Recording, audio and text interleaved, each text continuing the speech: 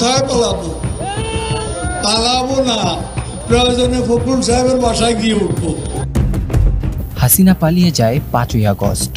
এরপর দেশ জুড়ে আওয়ামী লীগের শীর্ষ নেতাদের পালানোর হিড়িক পড়ে যায়। এসব নেতাদের মধ্যে অনেকে পালিয়েছেন, আবার কেউ কেউ এখনও পালানোর চেষ্টা করছেন। তবে তাদের মধ্যে বেশ কয়েকজন শীর্ষ নেতা পালাতে গিয়ে ধরাও পড়েছেন। সম্প্রতি বিষয়টি নিয়ে দেশের একটি পত্রিকা প্রতিবেদন করে, আর এরপরই ফেসবুক সহ সামাজিক যোগাযোগ মাধ্যমে নেটিজেনদের প্রশ্নের উঠে ঝড়। ছাত্র জনতা হত্যার প্রধান দুই অপরাধী, একজন শেখ হাসিনা, যিনি গণভবনে অবস্থান করে হুকুম দিয়ে ছাত্র জনতাকে হত্যা করিয়েছেন, আরেকজন ওবায়দুল কাদের।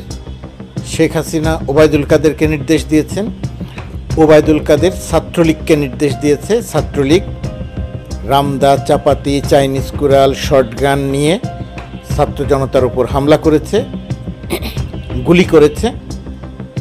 পুলিশ, ছাত্রলীগ, যুবলীগ, আওয়ামী লীগ সম্মিলিতভাবে গুলি করে মানুষকে হত্যা করেছে।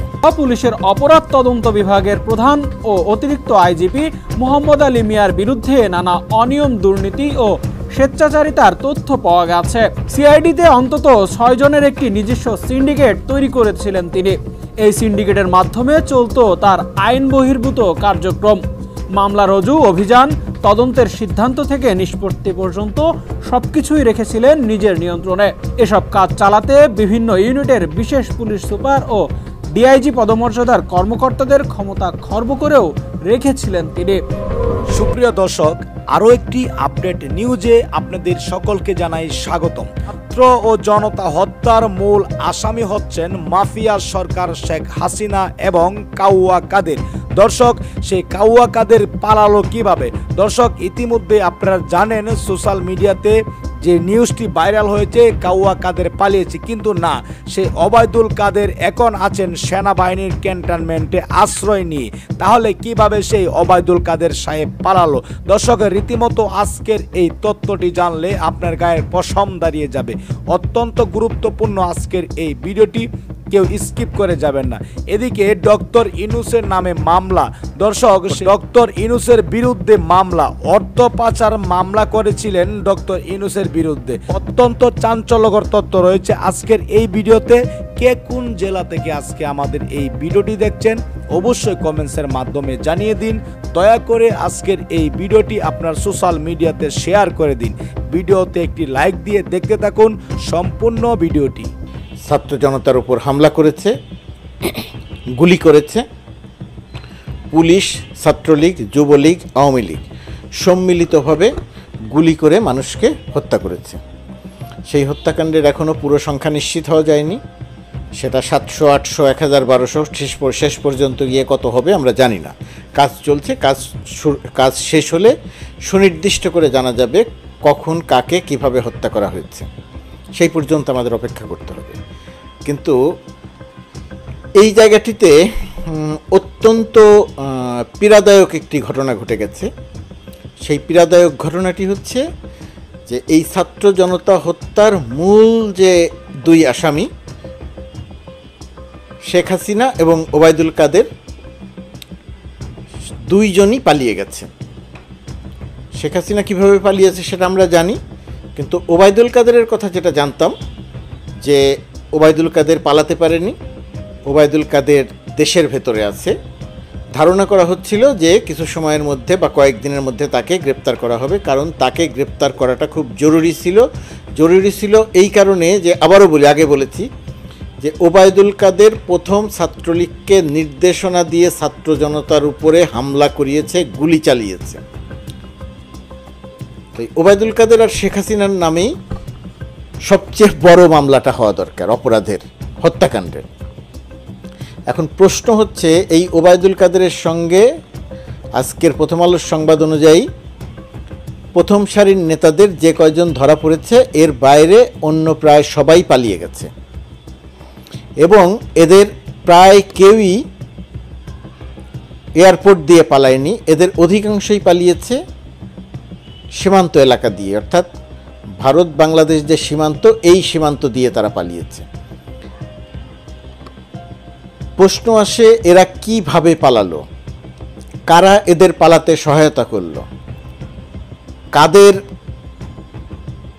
যোগসাজশে এরা পালালো? সেই প্রশ্নে যাওয়ার আগে আরেকটা প্রশ্ন খুব প্রাসঙ্গিক, কিন্তু এই প্রশ্নটা বাংলাদেশে আলোচনা হচ্ছে না। আমরা ভয়ের সংস্কৃতির মধ্যে থাকতে থাকতে আমরা যে সেলফ সেন্সরশিপ দ্বারা আক্রান্ত হয়েছি, সেই কারণেও সম্ভবত এই প্রশ্নটি তুলছি না। 5 আগস্ট ছাত্র জনতার গণ অভ্যুত্থানের মুখে যখন শেখ হাসিনা সরকারের পতন হলো, শেখ হাসিনা যখন তার বোনকে নিয়ে পালিয়ে গেল, সেই সময় আওয়ামী লীগের এই নেতারা, পুলিশের বড় বড় অপরাধী অফিসাররা আত্মগোপন করলো। পরবর্তীতে জানা গেল যে এদের অধিকাংশই আশ্রয় নিয়েছে ক্যান্টনমেন্টগুলোতে। শুধু ঢাকা শহরের ক্যান্টনমেন্ট নয়, ঢাকা শহরের ভেতরে, ঢাকার বাইরের ক্যান্টনমেন্টে তারা আশ্রয় নিয়েছে। এই গুঞ্জনটা সত্যে প্রমাণিত হলো একদিনের মধ্যেই। সেনাবাহিনীর পক্ষ থেকে, সামরিক বাহিনীর পক্ষ থেকে বিবৃতি দিয়ে জানানো হলো আইএসপিআরের মাধ্যমে যে কত 626 জন, সংখ্যাটা ভুল করে না থাকলে 626 জন সেনাবাহিনীর সদস্য ক্যান্টনমেন্টে আশ্রয় নিয়েছিল। এর মধ্যে রাজনীতিবিদ ছিলেন, এর মধ্যে পুলিশের আত্মীয় পরিজন, পরিবার, পুলিশ অফিসার এরা ছিলেন। ঠিক কারা ছিলেন এই তথ্য আমরা জানি না। এই তথ্যটি সাধারণ জনমানুষকে জানানো হয়নি, গণমাধ্যমকেও জানানো হয়নি। ভয়ের সংস্কৃতির কথা বলছি এই কারণে যে ইতিপূর্বে আমরা যে ভয়ের সংস্কৃতির মধ্যে ছিলাম, শেখ হাসিনাকে নিয়ে কোনো কথা বলা যেত না, জয়কে নিয়ে কোনো কথা বলা যেত না, রেহানাকে নিয়ে কোনো কথা বলা যেত না, ববিকে নিয়ে কোনো কথা বলা যেত না, অর্থাৎ শেখ পরিবারের এই কয়েকজনকে নিয়ে, তাদেরকে এবং তাদের সন্তানদের নিয়ে কোনো কথা বলা যেত না। বিভিন্ন ইউনিটের বিশেষ পুলিশ সুপার ও ডিআইজি পদমর্যাদার কর্মকর্তাদের ক্ষমতা খর্ব করেও রেখেছিলেন তিনি। মোহাম্মদ আলী মিয়ার অনিয়ম দুর্নীতির বিরুদ্ধে অধীন কোনো কর্মকর্তা টু শব্দ করারও ক্ষমতা ছিল না। তবে তিনি চাকরি থেকে বাধ্যতামূলক অবসরে যাওয়ার পর মুখ খুলতে শুরু করেছেন সাবেক ও বর্তমান কর্মকর্তারা। বিসিএস ক্যাডারের 15তম ব্যাচে সহকারী পুলিশ সুপার হিসেবে 1995 সালের 15 নভেম্বর যোগ দেন গোপালগঞ্জের কোটালীপাড়ার সন্তান মোহাম্মদ আলী মিয়া। 2022 সালের আগস্টে তিনি দায়িত্ব পান সিআইডি প্রধানের। গত 5 আগস্ট গণঅভ্যুত্থানে শেখ হাসিনা সরকার পতনের পর 13 আগস্ট মোহাম্মদ আলীকে সিআইডি থেকে সরিয়ে পুলিশ সদর দপ্তরে সংযুক্ত করা হয়। এরপর গত 22 আগস্ট তাকে বাধ্যতামূলক অবসরে পাঠানো হয়। অনুসন্ধানে ঢাকায় মোহাম্মদ আলীর বেশ কিছু দামি জমির তথ্য পাওয়া গেছে। এর মধ্যে রাজধানীর আফতাবনগর সংলগ্ন আনন্দনগরে 12.37 শতক জমির একটি প্লট, বাড্ডা মৌজায়, মিরপুরের বাউনিয়া মৌজায় ও পূর্বাচলে 5 কাঠা ও কেরানীগঞ্জের 5 কাঠার প্লট রয়েছে তার। এছাড়াও অন্যের নামে একাধিক ফ্ল্যাট কিনেছেন বলে বিশ্বস্ত সূত্র জানিয়েছে। অভিযোগ আছে মোহাম্মদ আলী মিয়া মালয়েশিয়া ও লন্ডনে বিপুল পরিমাণ টাকা পাচার করেছেন। মোহাম্মদ আলীর আমলে সিআইডির পক্ষ থেকে মামলা করা হয় মাত্র 398টি। তার আগে একই সময়কালে সিআইডি নিজ উদ্যোগে মামলা করেছিল 2201টি। মামলা কম রজু কেন সে বিষয়ে সিআইডির পরিদর্শক থেকে ডিআইজি পদমর্যাদার 7 জন কর্মকর্তা জানিয়েছেন।